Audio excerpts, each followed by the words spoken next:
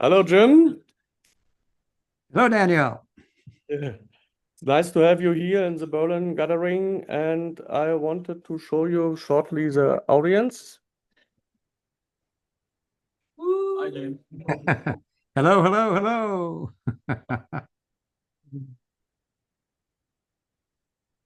So, as our tradition, we wanted to have some questions for the participants. The plan is that they are coming here in front, asking the question, and you can answer, and the whole audience can hear and see you. Or you want to say some few words for the participants of the gathering first?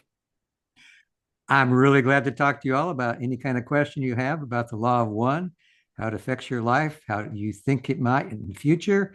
And please be appraised to know that I'm giving you my opinion. I could be wrong.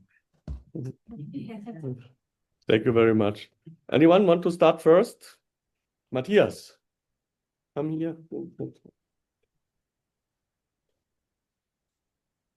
You may recognize A him. while since I've seen you, Matthias. Good to Hi, see Jim. you. How many books Nice have to you see written you. now? Yeah, the next book is already written in German, volume 3. I just tried to make a presentation, but I should have needed 4 hours, 8 hours. And the second volume I translated, I will send to you. Okay, Uh, I look forward to it. my question today is if you remember during the time of the raw contact, um, what kind of books you did read. I asked so all of you in the group because I wonder about the inspirations that may have influenced also the channeling. So my idea is that there are concepts from the book OASPE, like the infinite creator, like the service to self, service to others. There are inspirations like the concept of the logoi from Theosophy. There was mentioned Golden Dawn and all of this. And I wonder if you remember what was the topics, the books that you read, the topics you were talking about. Now, are you talking about just me or Don, Carl, and I? Yeah, it's a group. Okay. Well, I can't tell you a lot about any of them. I know a few. I know that Don was very familiar with the Golden Dawn. He Hmm. was into a white ritual magic long before I knew him. And Carla, I've recently been working with her channelings where she first started in 1973, channeling those of Hatan. And as I go through there, I see that her channelings are getting better and longer. And I would assume that since she and Don had been together since 1961, that she also knew something about the Golden Dawn. And as for myself, I remember reading a book by Jane Roberts called The Seth Material. And that was the first channeled information I ever read. And I don't really think that played any part in the raw contact. That was just something that I studied on my own. But interestingly enough, that was just before I met Don and Carla. And after I met them, I had a contact with her by snail mail, written letters. And she was very gracious to write me back. And after I met Don and Carla, and we had the first 10 sessions of the raw contact, I sent her copies. And she gave us a first publisher, Whitford Press. And so that was really a blessing. That was for the Law of One books. Do you have any follow-up question? No, I just wonder about the mechanism when fixed density social memory complex is communicating with us. They must find concepts in our mind where they can relate to so that we understand the information. And I was just curious, I thought about Golden Dawn and whether other traditions like Rosicrucianism, Hermetics, or something that were Don and Carla were involved in. They could well have studied that. I don't know.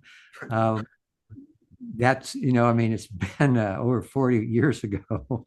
Yeah. And I don't remember. I know though that Don was very much into white ritual magic. So anything, even beyond the Golden Dawn, I'm sure that he was aware of. Mhm. Yeah, thank you. Thank you for your question.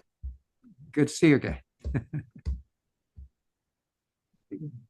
Like someone you know as well is coming. Hey, Jim. Let's see, KW. I don't remember to fill in the blanks though, but yeah, I know. It's great to see you from Berlin. I have, I guess it's one question with two parts. As you reflect, what to you would be the most important lessons that you think you learned from Don and from Carla while they were alive and with us? And then the same after they've left us, if there's other things as you've reflected afterwards. Well, Don was a pretty cool cucumber. He was unflappable. He knew the path he wanted to take. He was concise in his questions and concise in the way he spoke. I always knew that he knew more than what he was saying. He would lie on the couch in the living room on Waterson Trail, and he would use his finger and he would draw things in the air, and I never knew what he was drawing. But I knew that it was something that meant something spiritual to him. Carla, I always felt had this open heart, the desire of being of service to others first and foremost in her life. And I think that's probably why she was chosen as the instrument for the raw contact. That's just my opinion, because she always wanted to be of service to others, and she always felt the Creator was in her life and was moving through it, and that if she could become more aware of that, that she could become a better instrument. I personally think she was the best conscious channel and trance channel I've ever heard of. And the third part of your question had to do with me. Oh, it was just Contact with them afterwards. yeah, or like your reflections on them, the things you've learned from them. Okay, well, from Carla, I've learned a lot about how to open my heart more to other people around me by trying to be of service in whatever way I can, large or small, and just opening myself to that possibility without any expectation of having it fulfilled, but just feeling a great joy and rhythm of life when it is. I have a chance to whatever service. Just talking to you all is one, big service for today.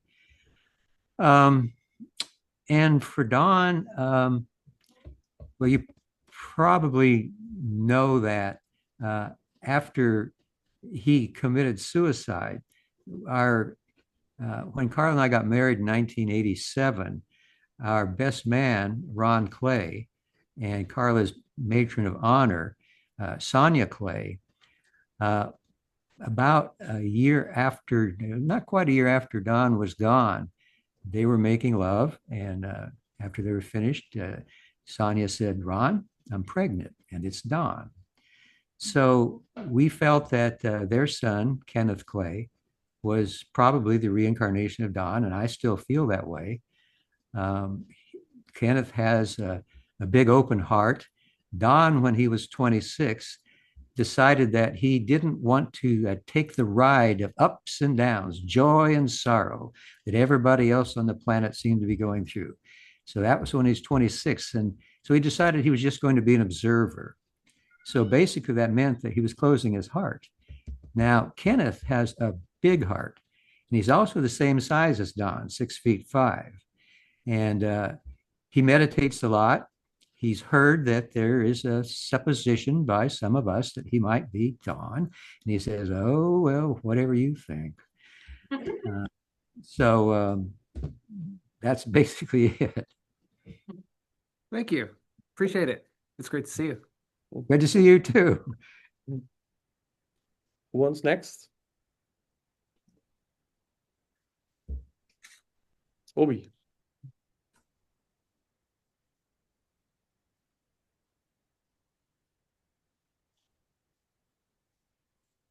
Hello, Jim. Hi. Good morning. Good morning. Yeah. Yeah, I guess that good afternoon for you. Thank you very much. It's just a spontaneous question because we just were talking about Earth history and human history going all the way back. So just a question came to my mind. What would be your opinion? What is important to focus on for us all, maybe especially wanderers, that we will not recreate human history of war? Yes. Well, I guess the best thing I could say would be to, in your meditations, set your intention for the day ahead to look for ways of seeing the Creator in everyone around you, neighbors that you may not know well or who may not think well of you, see the Creator in them. See the Creator all around you and feel the Creator's presence working through you to be of service however you can in that very day. And again, like I say, whether it's great or small, whether it's like for me every morning, I go out and get the newspaper about 6 a.m. and I go over to my neighbor next door and I put it on his doorstep so he doesn't come out and get it. They voted for the fellow that I did not vote for. And I don't care about politics. I care about being a neighbor. And for my neighbor across the street, who, when she was there, she's now in a care home, but I go visit her now in the care home too. But I don't try to go visit her once a week because I knew that she was in bad shape. And when she fell and hit her head and had to be taken to a care home, and I decided I'd go see her. Just little things like that. Whatever comes your way. I think that what comes your way is meant to be there. And if you can look at it with love and acceptance, no matter whether you agree with it or not, and see the Creator there, that is the best thing I could recommend to do. Thank you. Thank you very much. Come, Tim.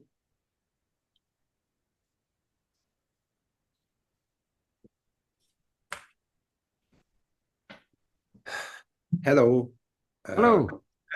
I'm pretty new. My name is Maxim, and I wanted to ask you about healing and especially the ability to cultivate the ability to maybe see energies or see the energy blockage in other people and to treat them, because I'm really interested in healing and I'm a physiotherapist myself, and I wanted to add this kind of toolkit or this kind of tool in my toolkit, but it seems to be not so easy as I thought. Okay, well, as far as healing goes, I think one of the basics of healing, as far as I understand it, according to what Ra had to say, is that you set your intention to heal whatever problem that is in the person that seeks your healing efforts. And you see that as something that the Creator's energy of love and light can flow through you out to that person and heal it in a manner that is the highest and best for that person, without you thinking about how it has to turn out. Let the Creator do the work. Are there specific paths which the energy takes through the body to the patient, or is there something recommended? I think that this, again, is my opinion, that the way to see the healing energy is coming through your violet ray chakra, then down through your heart chakra, and into the patient in any place that needs to be healed, perhaps up and down all of the chakras, and let the healing energy move where it wants to go. Okay, this was all. Thank you. Thank you for your question. Yes. Anyone else? Yeah, I think that guy you may know as well. Just couldn't resist. Hey, Jim. Ah, Let's see. Good to see you again. Good to see you too. My question will be about meditation, I think, because it's the topic that we can, abuse forever, I think. So, I remember that you have quite developed some meditation routine. I would be curious, what are you doing, these days? What have you, maybe some new insights? What is your routine? What you do? How you structure your meditation? Not to really, like, give some specific instructions, but more like to maybe inspire or have a look, into your life. Okay, well, I haven't changed my meditation routine very much in these last few years. I guess it was about 6 years ago I began to develop what I do now. I think the most important thing that I do is to meditate about 5 or 6 times during the day for varying lengths of time. I don't think the length of time has anything to do with the quality of the meditation. But I think that if you set your intention in the meditation to open your third eye or the indigo ray energy center to the creator moving through that to you, then the type of meditation that you do and develops from that would be something that's meant for you. I think that whatever you're doing now could be exactly what you need to be doing, or you could tweak it a little bit with whatever comes through to you while you are in meditation and having set your desire to do the highest and best for yourself, that you may share the love and light of the Creator with everyone else around you. You have a follow-up?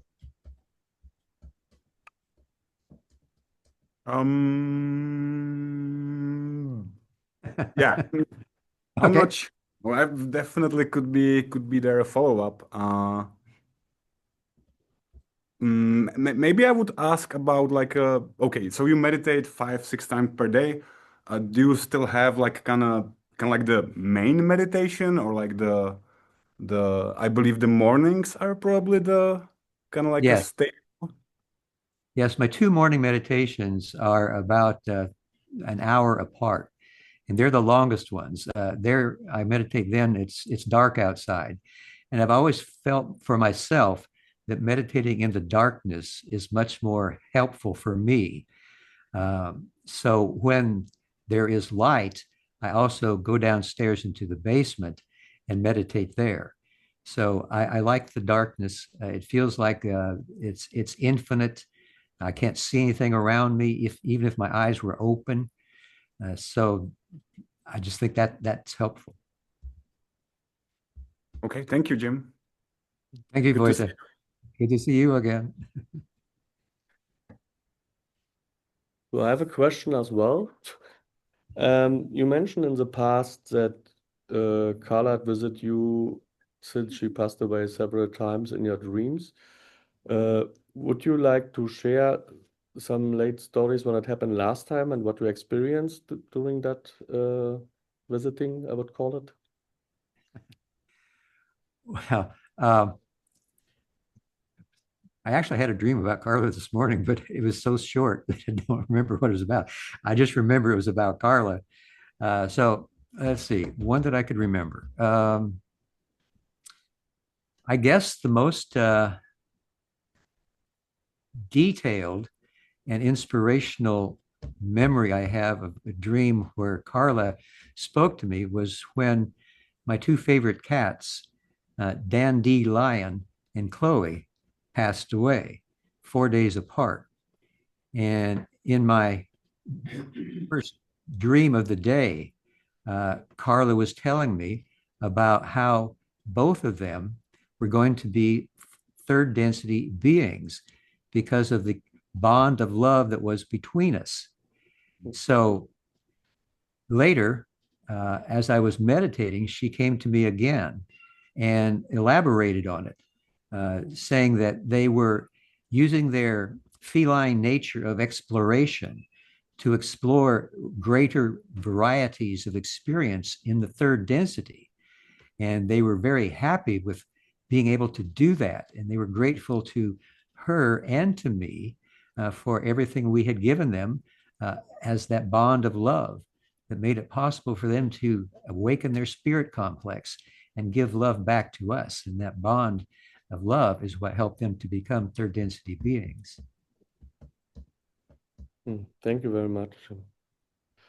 Anyone else have a question? Yeah. Second round is after. Hi, Jim. My name is Hi. Kate. This is my first time in any type of spiritual gathering like this. And first, I want to thank you for your work because it was so helpful on my way. And my question is about polarity and moving beyond polarity, because this is the work I find myself doing now. So when you see so much suffering in the world, how do you move beyond judgment of those who cause this suffering? How do you bring yourself to extend this unconditional love to those who cause the suffering that you see? How do you balance this within yourself at the same time with the desire from yourself to be of service to others? This is tricky thing for me currently. Yes, we live within the veil of forgetting here in the third density.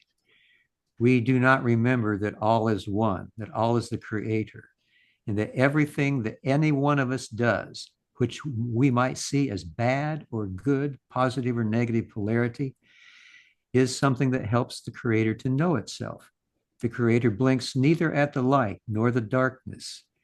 So if we can take that larger point of view and see everything that is happening in our lives, in the lives of everyone around us, in the planet, Mother Earth herself, that this is something that can help the creator know itself, and that we can also learn something about ourselves if we can see the creator in other people. Remind ourselves that if they are at war with their family, their neighborhood, another nation, or whatever, they are helping the creator to know itself, and whatever damage is done in the third density will not go past the third density. But everybody who can see the creator in anybody else, at least 51% of the time, will be able to become part of those entities that move beyond the veil of forgetting into the fourth density of love and understanding.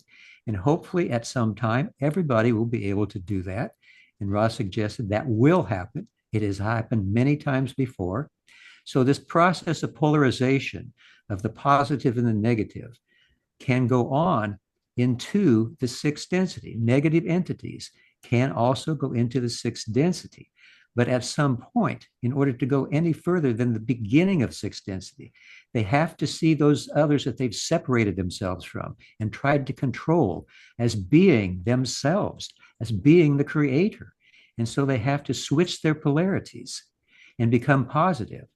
And then by the time that everyone is at the mid-sixth density level, the tool or process of polarity is no longer used. It is a way in which everyone gets there. And from that point on, there is no polarization in consciousness. Mhm. You have a follow-up question? Yes, so from this point of view, then in our everyday life, when we meet people with whom we fundamentally disagree in terms of polarization, let's say it like this, what is the best response that we can do? Is there any way we can be of service to them? Is there how to think about it, not to infringe on their sovereignty either? Well, I think the best thing is to try to see the creator in everyone, because that's the truth. The creator is everyone and everything. There is nothing that is not the creator. The creator made everything out of itself to help itself know itself better. So if you can just somehow move past any feeling of separation or difference of opinion with whomever you're meeting, see them as the creator. And that's really all you have to do. But maybe, like, as I said before, you can do something small, like I do with my neighbor who voted for Trump. I take the paper over every morning and I put it there so he doesn't have to go all the way out to the mailbox to get it. Thank you. Cool. Thank you. Good question. Thank you very much. Anyone? Steve, come.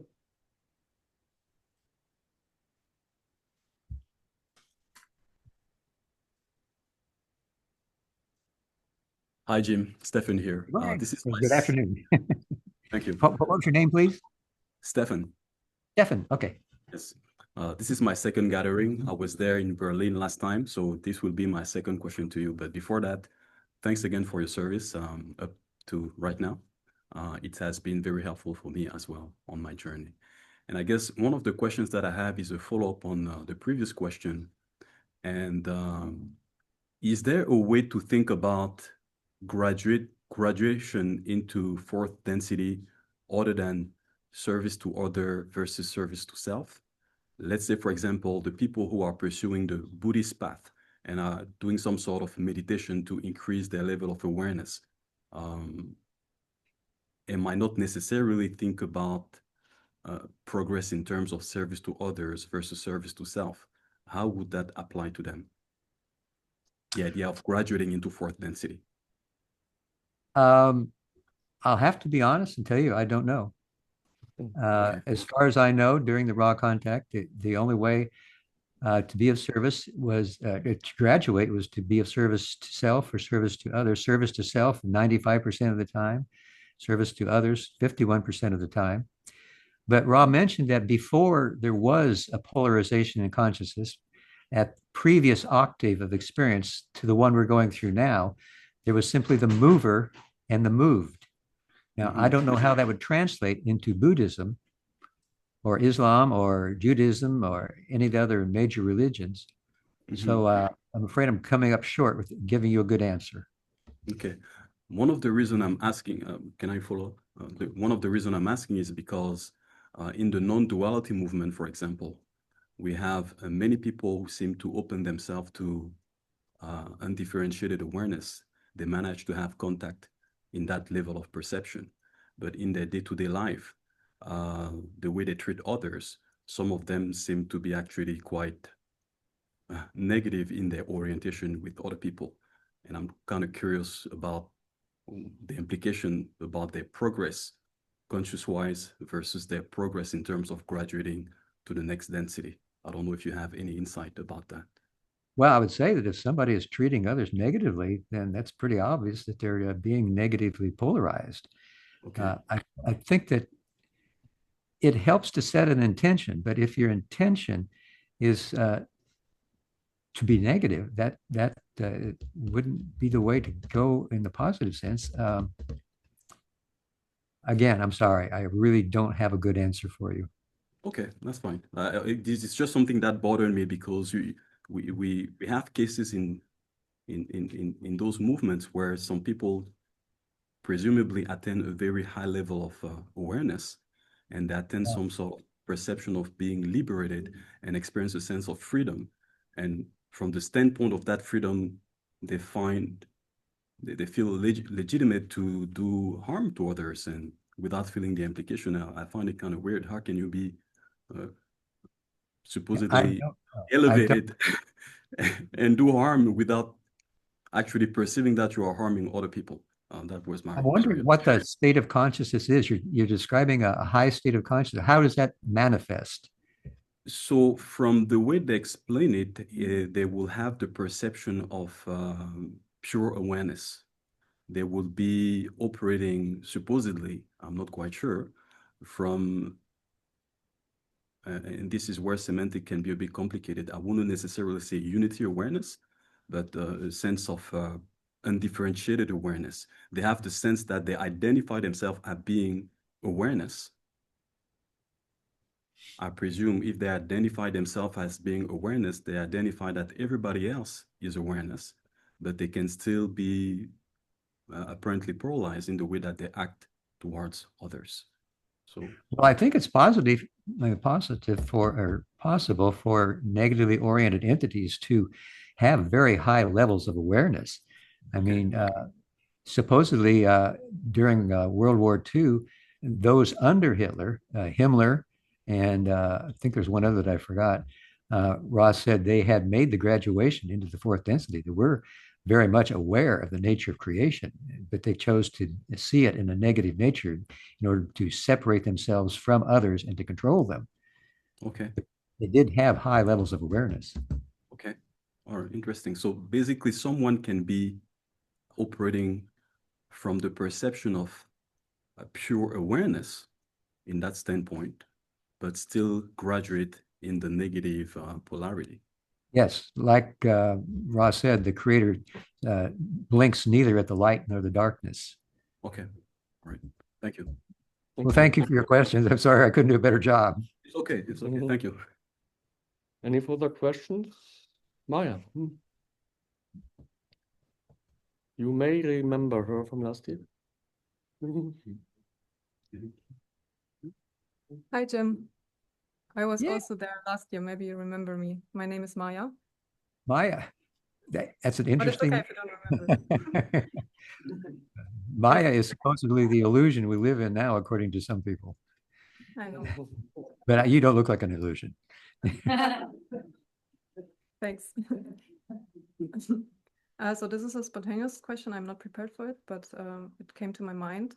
And I think the biggest challenge for me that is still lying ahead of me is that when I die, I have to let go of this human form and all the people I love.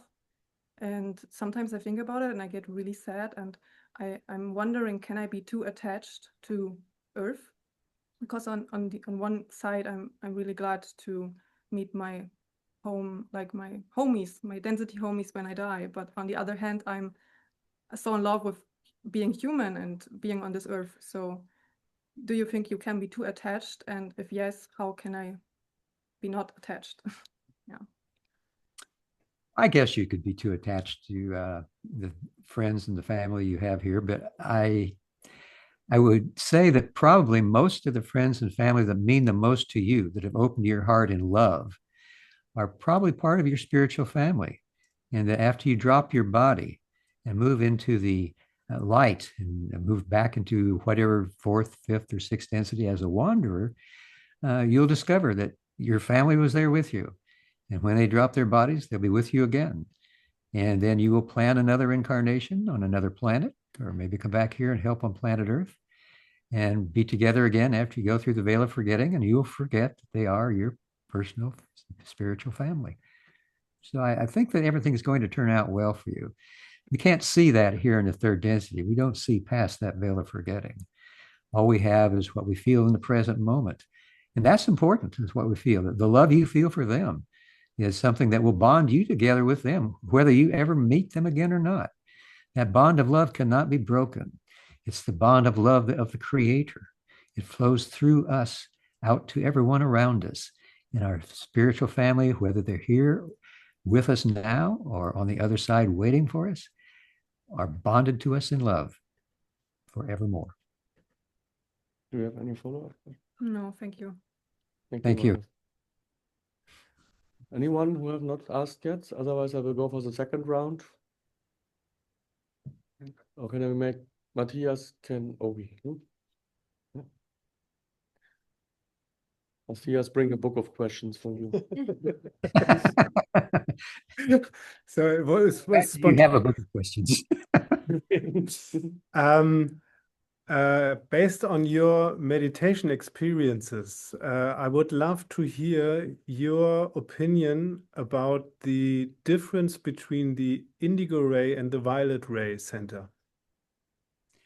Well, as far as I know or feel, the indigo or energy center is connected with intelligent energy.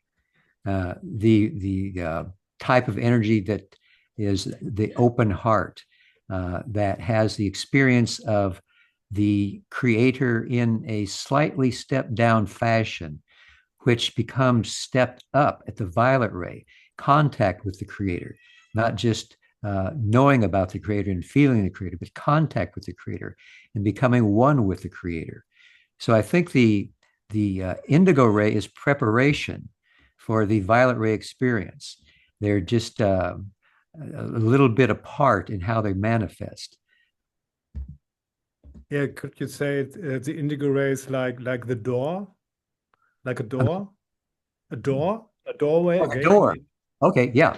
I would say it's the door. It's the beginning of the opening of the door. I think Ross suggested it was similar to a shuttle. And as you activate the shuttle, it moves through the door into the violet ray, where you become one with the creator. Yeah, you return to intelligent infinity, to the unmanifested state, and the indigo is the work with intelligent energy. Could you say it like this? Right, right. Yeah. Okay. Thank you, Jim. Thank Maybe I have you. another one. Okay. Ken? I think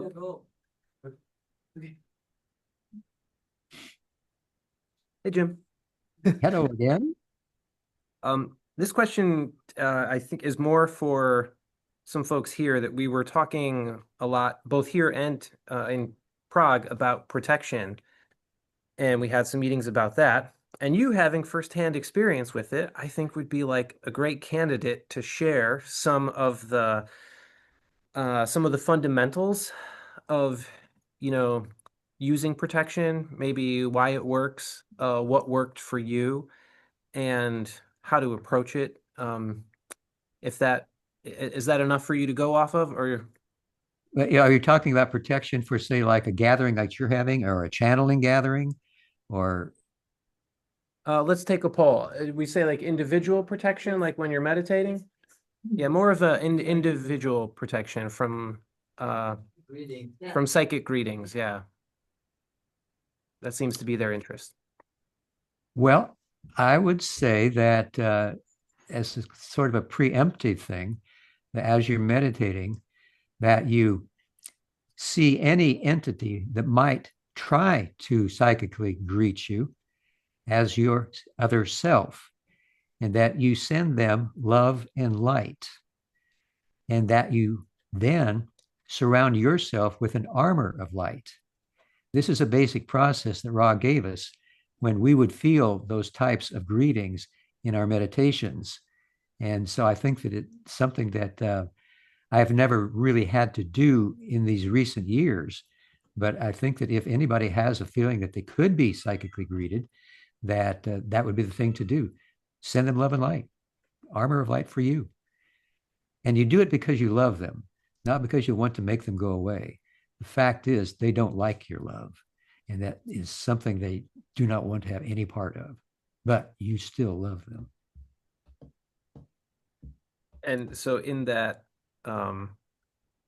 this is like kind of like one of these catch-22 things, because you're thinking, well, if I know that they don't want my love and I'm sending them my love, am I really like doing a disservice to them?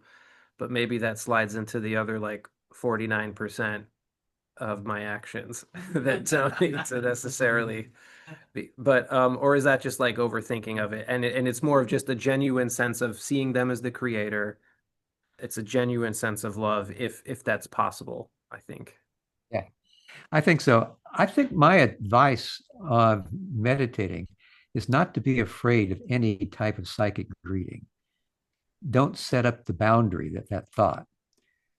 If you happen at some point in a meditation to feel you're being psychically greeted, then use that process I just gave you. Okay. And are there any like would there be indicators that someone could look out for to say like, oh, maybe this was a psychic greeting, or not? I think you have to go by what you feel. I thought so. I don't think there's a formula for it. Yeah. Any other like questions on What is it? protection? Armor of, What does Jim mean by armor of light? what do you mean by armor of light?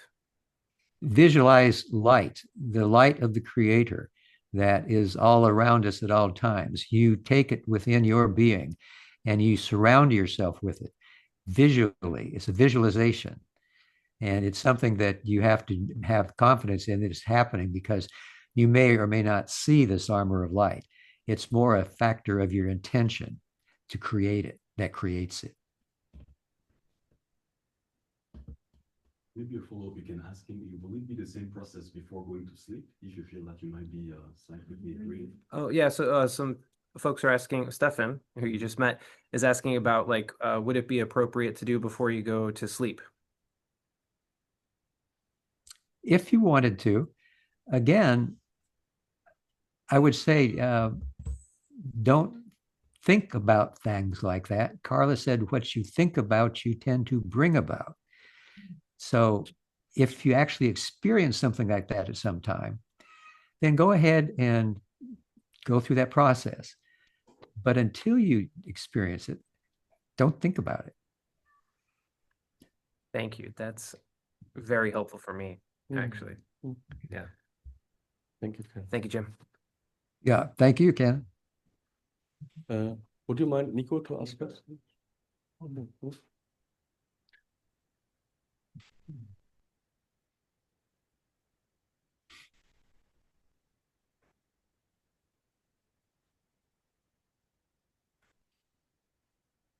Hello, Jim, and good morning to you, to the Thank you. America, greatest nation on earth, TM.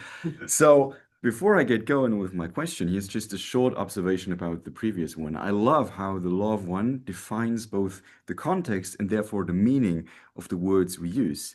Had you asked the question, how do I use protection out there in consensus reality, people would have given you a lecture about how to use condoms. In here, it's immediately obvious that protection is, in the context of how to protect myself against psychic greeting. So that's just one of the things that the law of one does for us. And thank you for your answer.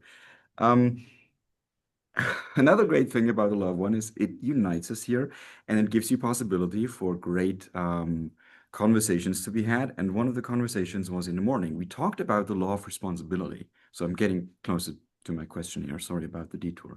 And we were, the lovely co-creator I was conversing with quoted Ra in saying that from the age of 4 years old, responsibility is fully applied to the mind-body-spirit complex.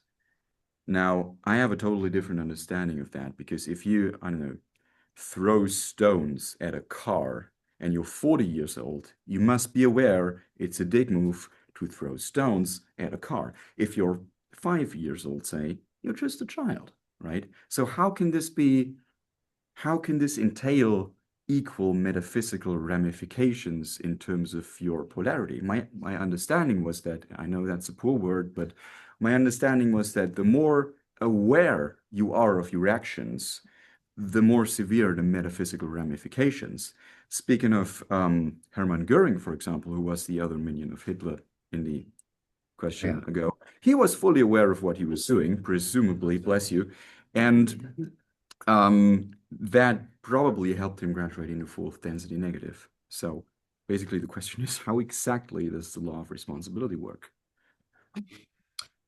Well, I think it works in a way that is hard to understand when you apply it to somebody that's only 4 years old. I think that probably what Ra was talking about was that this was retroactive because there is still a spirit complex. It's a mind, body, spirit complex. No matter how old it is, everybody exists within the veil of forgetting. We can't know everything or anything really for sure, but whatever we do know, we are responsible for. So even a small child like that is responsible for its behavior in a retroactive sense. So that's the best I can say. It's one of the things that's always kind of puzzled me as well.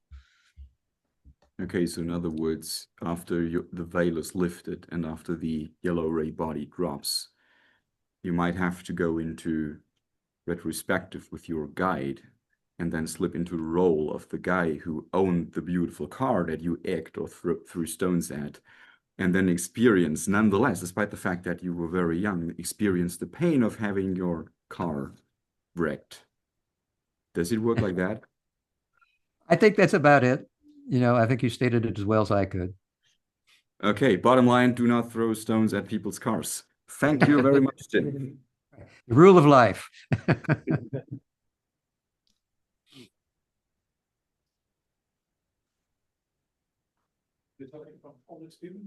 Hello again. Hello again.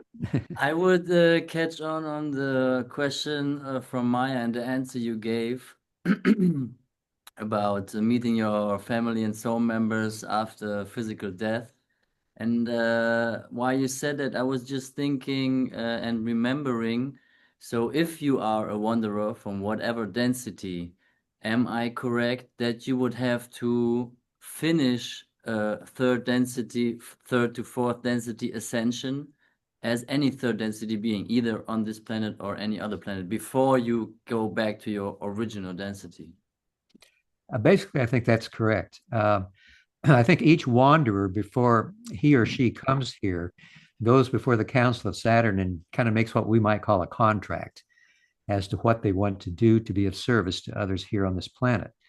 And if they've done their best to be of service in that way, then they will probably make the graduation or the harvest into the fourth density, because they will have a little bit more of an understanding, to use that word again, or a feeling that there is something they can do. And most wanderers do have that feeling and become consciously aware in some degree of how they want to use their skills, whatever they are that they brought with them, and how they've manifested to be of service to others. Now, some wanderers will probably not remember and may go down another road. Sometimes the contract is not kept. And in that case, they would have to repeat the third density, probably the entire master cycle, or at least a major cycle. So, but I think for most wanderers, they do have this feeling that they follow their feeling. They have a little more access, I think Ross said, to their spirit complex, so that this feeling can come through to them more dependably and persistently. Thank you. Thank you. Any final questions from the audience? Maxime? Okay.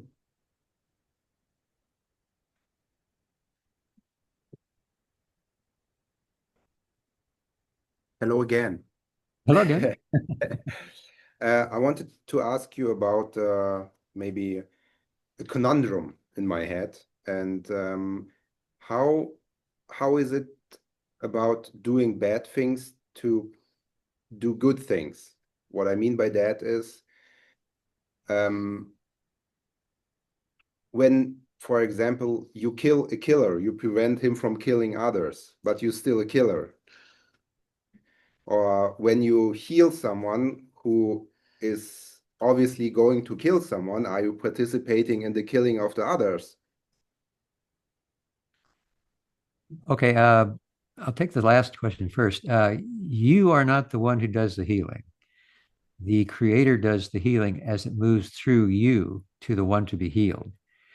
But if you are killing somebody to keep them from killing someone else, then I think you probably have that karma on you, even though your intention was good. I think that there needs to be some other way to prevent a person from killing. Perhaps the best way would be to give your own life instead. Make a deal and do that. Then you do not have any karma. You have total giving of oneself 100%, not just 51%.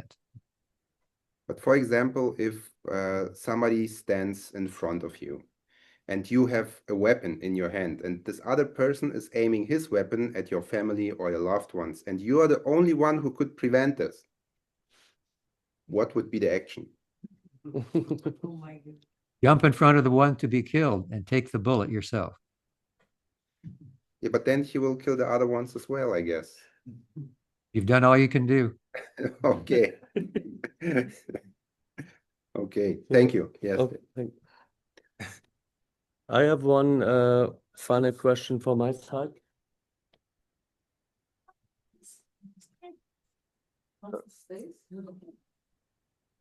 Oh, there he is. As you may are aware, Linda and Morris have been by the gathering in Prague, and Morris share for me a amazing presentation about his past life regression, you call it, about this fourth density. And my question is, do you have any awareness of your previous incarnations or what you have experienced there? No, the veil of forgetting for me is a stone wall about 10 feet thick. Because he talked about some Beth and Sally. Do you can say anything about it? There was apparently some descriptions or transcriptions. Do you read them as well, and you can share something about it? Say that again. Who are the people? Beth and Sally, I think. Oh, his sister. Hmm. His sister Beth. Yes. Yeah. And then Sally, was that Sally Spur or Sally DeWitt? Or used to be Sally Althouse? No, sorry. Ken was as well there. You may can give some light in the chat. Yeah, so I guess the context was Morris's relatives or in-laws were having this past life regression, and Dawn was involved. Dawn helped facilitate this regression. And so they reported these things that sounded a lot like what we would call fourth density positive, but before we kind of knew what fourth density positive was. Then Dawn facilitated Morris to also have a regression, because in their regressions, they identified Morris as being part of their soul group that was with them this time around. So Morris got his regression, and he did a presentation sharing with us about what he experienced. And he indicated that there were transcripts of these regressions, and we're curious if you had read any of them, or if you were aware of this even happening, and anything you could share about it, I suppose. Yes, I'm aware of those transcripts. I've looked them over a few years ago, and basically what I think I remember is that Carla was on a planet with her social memory complex, and they were thinking about coming to planet Earth. And she said, it's going to be a great time. We just got to go together and have a lot of fun. And they said, are you sure? Have you looked at planet Earth recently? And she said, yes. And then I think that as far as Morris was in a large hall and looking around it and feeling some sort of presence. But I don't know what the presence was. It's been years since I read those. And for Sally, now, was that Sally Outhouse that eventually became Sally DeWitt? I don't know. I think these were like Morris's sisters, I believe. Okay. Well, I'm familiar with Beth. I'm not familiar with Sally, so I guess I don't know anything about her. So thanks for helping out. That's not very much of a memory. I'm sorry, I didn't remember more for you. Thank you very much. I was just curious about it because I was quite impressive about this presentation. Okay, we will take one final question from Narek, and then we are closing this Q&A for today. Two questions. I have to choose one. Yeah. Hi, Jim. Happy to see you. Good to see you too. Yeah, Narek. Yes. Okay. I have one question about Confederation. Can you share about who they are? What's their function? Are they only, their function is only to help Earth in this ascension or graduation process, or it's probably a larger body that helps other third density planets? Somehow I became very curious of Confederation, and will there be some day that we will really openly know who they are and build some official relationships? I don't know. Well, I think the Confederation of Planets in the Service of the Infinite Creator has been a group in this particular portion of the Milky Way galaxy that has sort of, you might say, a desire to serve as large a number of people and planetary systems as possible by either making contact as channels, entities that channel through instruments, or incarnating as wanderers, or just sending love and light to a planet like Earth that needs it so much at this time. They have gotten where they are, whether they're the fourth, fifth, or sixth density, by being of service to others. And the way that they continue that service is by reaching back to planets like Earth in all of those ways that I just mentioned, so that they can help other people be the same, to move forward in their own spiritual journeys, to help other people here on Earth, as the wanderers here hope to do when they incarnate here. So all of this is connected to being of service to others so the Creator can know itself better. And I think that our particular confederation has done a really great job with sending so beautiful wanderers, such as probably most of the people that are at your gathering now. I think the people who are interested in the law of one is a signal that they are wanderers and they've come here to do the same thing, that they are probably members of that same confederation, and that all of us working together can form our own little social memory complexes, like you all have done in Berlin. For that time you're there, you are working as one. And when you leave, you will take that feeling of unity with you, the love that everyone shared with you, and you will share it like seeds in the ground. So whoever comes close to you, or knows you, or feels you, or sees you, can feel and know and see that love. And you can continue your service so that you not only can move into the fourth density or back home to the fifth or sixth, but those that feel the seeds, that see the seeds growing, can have a chance to move along that same path. And that's what all of us are here for, to serve others to the best of our ability, without trying to take our spiritual temperature, like Carla said, just doing the best we feel in our hearts, and doing that every day in every way we can. Beautiful. Thank you. Thank you.